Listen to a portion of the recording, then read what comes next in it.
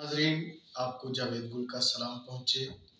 मैं सियालकोट में मौजूद हूँ और इस वक्त हम बिशप नदीम गौरी साहब के घर पे मौजूद हैं, उनके चर्च में मौजूद हैं। वो कलीसिया की खिदमत सर अंजाम दे रहे हैं। आज हम उनसे दरियाफ्त करेंगे, पूछेंगे कि पाकिस्तान के अंदर उनका चर्च क्या खिदमत सर अंजाम दे रहा है और वो अपने चर्च का तारफ भी बयान करेंगे। हमारे साथ मौजूद हैं बिशप नदीम गौरी साहब। अस्सलाम नदीम साहब। जुवेद गुल साहब, आपका बहुत शुक्रिया। मेरी तरफ से भी आपको बहुत सलाम और मोस्ट वेलकम। आप अपनी गुनागो मसरूफियत में से वक्त निकाल कर मेरे घर पर आया, मेरे चर्च पे आया।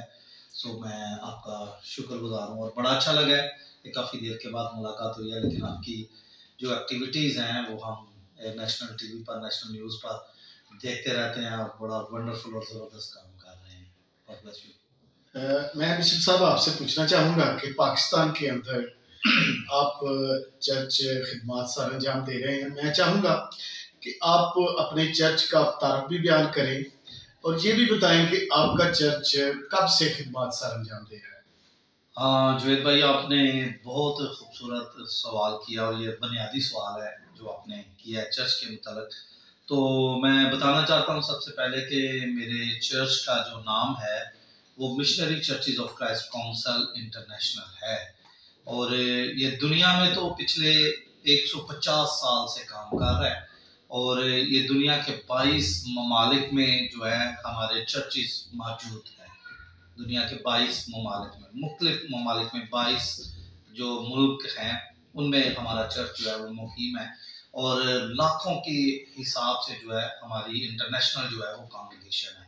सो पाकिस्तान में हमने इसका आगाज़ जो है वो 2014 से किया और 2014 से लेकर 2021 तक राउंड अबाउट कोई 7-8 साल का ये पीरियड है कि हम पाकिस्तान में missionary churches of Christ council के साथ मिलकर जो है वो काम कर रहे हैं और मैं खुदा की शुक्रगुजारी करता हूँ। वो मुझे खिदमत में आए हुए जो हैं वो 26-27 साल हो गए हैं और मैं पिछले 26-27 साल से ही जो है वो पाकिस्तान में खिदमत का काम कर रहा हूँ और खुदा ने ये फजल किया और शर्फ बख्शा कि खुदा मुझे पाकिस्तान के चारों सूबों में लेकर गया है और फिर पाकिस्तान से बाहर दूसरे कई ममालिक में भी अंजील की खिदमत और मुनादी के लिए लेकर गया है। सो पिछले 7-8 सालों से मिशनरी चर्च जो है वो पाकिस्तान में काम कर रहा है और खुदा ने ये अपना ख़ास फजल और रहम और ईमानदारों की दुआओं के वसीला से जो है वो मिशनरी चर्च को पाकिस्तान में जो है वो बिल्ड किया है और रेज कर रहा है। डे बाय डे जो है ये चर्च तरक्की कर रहा है, ज़बरदस्त जो है ईमानदार साथी दे रहा है और कलीसिया की ग्रोथ हो रही है। सो अभी इन 7-8 सालों में सियालकोट में हमारी 10 मिशनरी चर्चेज की जो है वो ब्रांचेज है और फिर इसके बाद एक चर्च जो है वो हमारा नारोवाल में है। नारोवाल में यानी कि मिशनरी चर्च काम कर रहा है, जेलम में मिशनरी चर्च काम कर रहा है, इस्लामाबाद में मिशनरी चर्च काम कर रहा है। सो जैसे जैसे खुदा हमें तौफीक दे रहा है हम मिशनरी चर्च को जो है वो बशारत के सबब से, लोगों को बचाने के सबब से जो है वो खुदा का काम और उसकी बादशाह जो है वो मिशनरी चर्च के वसीला से जो है वो पाकिस्तान में फैला रहे हैं। सो ये मुख्तसर तारफ जो है वो मिशनरी चर्च क्या है। बिशप साहब, मैं ये भी जानना चाहूँगा कि आप को इस चर्च के हवाले से बुलाहट कैसे?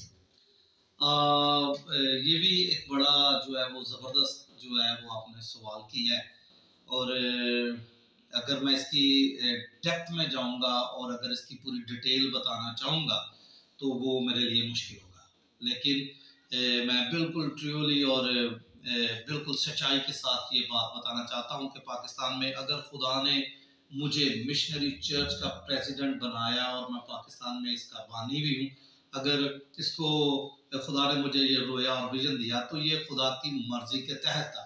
मैं आपको बताना चाहता हूँ कि 2012 में मैंने एक ख्वाब देखा कि तकरीबन हम 20 से 25 लोग हैं जो एक दरिया के अंदर है और ऐसे सर्कल के अंदर है और एक एक दूसरे की तरफ जो है वो बॉल जो है वो हम फेंक रहे हैं। इस ख्वाब की मुझे समझ नहीं आई कि ये ख्वाब क्या है। 2012 में मैंने ये ख्वाब देखा, लेकिन 2014 में मिशनरी चर्च की तरफ से मुझे ये ऑफर हुई और उन्होंने कहा कि हम चाहते हैं कि आप पाकिस्तान में जो है वो हमारे साथ मिलकर काम करें। जैसे उनकी मेल आई तो तब भी मैंने कोई सडनली जो होता है इमीडिएटली कोई फैसला करना होता है वो मैंने नहीं किया। मैंने उनको कहा जी मुझे थोड़ा वक्त चाहिए, मैं इसके लिए दुआ करूंगा और जैसे खुदा की मर्जी हुई तो मैं मिशनरी चर्च के साथ पाकिस्तान में काम करूंगा। दोबारा से 2014 में मैंने ये दोबारा ख्वाब देखा कि एक दरिया है, दरिया के अंदर 20-25 लोग जो है वो खड़े हैं और हम एक दूसरे की तरफ जो है वो बॉल फेंक रहे हैं, खेल रहे हैं। 2014 में जब ये मिशनरी चर्च की तरफ से मुझे मेल की गई और इनविटेशन दिया गया, दावत दी गई, तो दोबारा से ये ख्वाब मैंने देखा और खुदा ने इस ख्वाब के वसीला से मेरी रहनुमाई की कि अब मैं तुझे एक इंटरनेशनल लेवल पर इस्तेमाल करना चाहता हूँ और तुझे इस कड़ी का एक हिस्सा बनना है। इस तरह से खुदा की मर्जी के मुताबिक जो है हम मिशनरी चर्च को पाकिस्तान में शुरू कर पाए। यूसुफ साहब, आपने बहुत खूब जवाब दिया बुलाहट के हवाले से। तो अभी मैं आपसे ये भी जानना चाहूँगा कि आपका चर्च, मिशनरी चर्च जो पाकिस्तान में काम कर रहा है, उसका प्रेयर के अलावा, इबादत के अलावा कुछ समाजी या फलाही खिदमत भी कोई सरअंजाम दे रहा है? जुएल साहब, आप बड़े खूबसूरत सवाल करते जा रहे हैं और ये बहुत ज़रूरी ये सवाल है या क्वेश्चन है। किताब मुकद्दस में 2 खिदमत का ज़िक्र है जिसको करने के लिए हर ईमानदार और हर मसीही को कहा गया है। वेरी फर्स्ट ऑफ ऑल के हम जो हैं वो अंजील सुनाने के लिए बुलाए गए हैं और हम पाबंद हैं, लेकिन इसके साथ साथ फलाही काम के लिए भी मेरे मसीह ने जो है वो हमें बड़ी सादा और आसान बात समझाई है। यीशु मसीह ने ये बात कही कि जिसके पास 2 कुर्ते हों वो एक उसको दे जिसके पास नहीं है, और जिसके पास 2 रोटियां हैं वो एक उसको दे जिसके पास नहीं है। By the grace of God we are nothing. हम खुदा के फजल की बदौलत जो है वो मिशनरी चर्च और मैं और मेरी सारी टीम और हमारे सारे पास्टर जो है अंजील सुनाने के साथ साथ हम जो है वो फलाही काम जो है वो कर रहे हैं।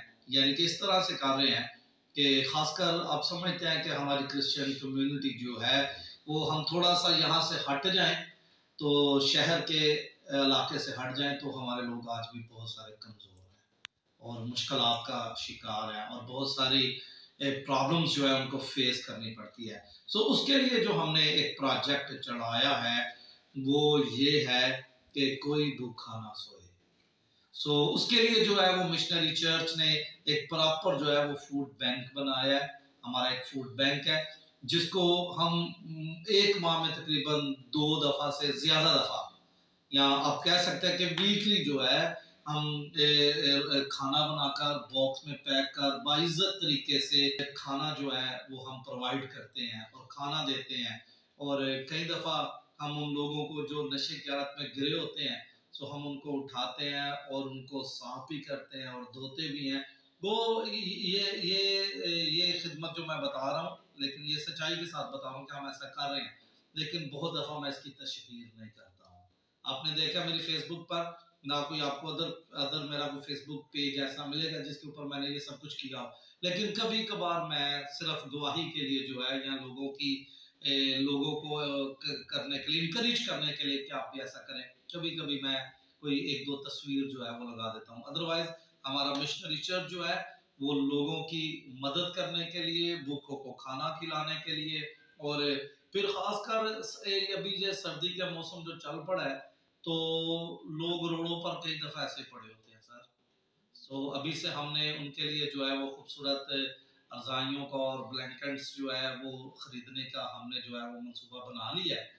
खुदा के फजल से जैसे ये सर्दी बढ़ेगी तो हम उन लोगों तक ये गर्म कंबल भी पहुंचाएंगे। और फिर फलाही काम यही है कि हम अपनी कौम के लिए दर्द भी रखते हैं कि हमारी कौम जो है वो नीचे ना रहे, बल्कि ये जो है वो अपलिफ्ट हो और ज़्यादा तरक्की करे। और ख़ासकर कई दफ़ा हम पास्टर लोग जो हैं वो लोगों को सिर्फ जो है इस बात के लिए उभारते रहते हैं जी, चर्च आए जी, चर्च आए जी, चर्च आए जी। चर्च ज़रूर आए, मैं ये नहीं कह रहा कि मैं चर्च की मुखालफत कर रहा हूँ, मैं भी लोगों को कहता हूँ चर्च आए, लेकिन इसके साथ साथ प्रॉस्पेरिटी के लिए मैं ये भी कहता हूँ कि मेहनत भी करें, अपने रिसोर्स ढूंढे, और जो है वो इंटरनेशनली जो है वो लोगों के साथ राब्ता करें, बिजनेस की तरफ आए, जॉब जॉब भी करें, लेकिन बिजनेस की तरफ जो है वो ज्यादा से ज्यादा जो है वो अपना ध्यान दें। सो ये छोटा सा ये भी आपके सवाल का एक जवाब है कि फलाही काम हम इस तरह से कर रहे हैं कि जहां तक हो सकता है हम भूखे लोगों के पास जाते हैं और गरीबों के पास जाते हैं, और इससे ज़्यादा अगर मैं कुछ कहूँगा तो शायद मेरा दिल खराब हो जाए। बिशप साहब, हमें आप ये बताएं कि क्रिसमस के आमद का महीना शुरू हो चुका है और आप इस क्रिसमस के मौका पर क्या तैयारियां कर रहे हैं? जी बिल्कुल साहब, मैं आपको बताना चाह रहा हूँ कि क्रिसमस का जैसे ही सीज़न शुरू होता है तो पहले नंबर पर जो है वो चेहरों पर खुशी आ जाती है और मौसम भी बड़ा खुशगवार हो जाता है। सो क्रिसमस के हवाले से जो चर्च की तैयारियां हैं वो ये है कि हमने पूरे एक माह के लिए जो है वो अपना दिसंबर शेड्यूल बनाया है, जो 1 दिसंबर से लेकर 1 जनवरी तक चल रहा है, जिसमें हमने मुख्तलिफ सेंटर्स में जो है वो क्रिसमस फेस्टिवल का इनकाद किया। और फिर हमने जो है वो एक दिन जो है वो बेवाओं के लिए रखा है, हम उनके साथ क्रिसमस सेलिब्रेट करेंगे, उनके साथ डिनर करेंगे। एक दिन हम बुजुर्गों के साथ लंच करेंगे, एक दिन हम सियालकोट जेल में जाएंगे और कैदियों के साथ जाकर जेल में जो है वो उनके साथ जो है वो खाना भी खाएंगे और इबादत भी करेंगे। और फिर इसके बाद हमने फूड डिस्ट्रीब्यूशन जो गरीब फैमिलीज हैं हम उनके लिए रखा है। हम इन्हीं दिनों में हम जो है वो फ्री फूड डिस्ट्रीब्यूशन का काम भी करेंगे। और फिर इसके साथ साथ जो है वो संडे स्कूल के प्रोग्राम्स हैं और फिर कैरल सिंगिंग है, और फिर इसी तरीके से कुछ कन्वेंशंस भी हमने इसमें क्रिसमस के हवाले से ऐड की है, जो 1 दिसंबर से लेकर जो है वो 1 जनवरी तक चलेगा। सो ये जो दिसंबर की मसरूफियात क्रिसमस की हैं, हम इस तरह से इसको तैयारी कर रहे हैं। नाजरीन, आप प्रोग्राम देख रहे थे नेशनल टॉक, और नेशनल टॉक में आज हमारे साथ मौजूद थे बिशप नदीम गोरी साहब। उन्होंने खूबसूरत अंदाज में क्रिसमस का पैगाम भी दिया, और क्रिसमस का पैगाम हमारे लिए यही है कि हम अगर वाकई क्रिसमस बना रहे हैं तो उसके लिए मुआफ़ करने की जो पावर है वो होनी चाहिए। और क्रिसमस का मफ़हूम भी यही है कि हम एक दूसरे को मुआफ़ करें, क्योंकि सुलह का शहज़ादा आया है और उसने सुलह करानी है।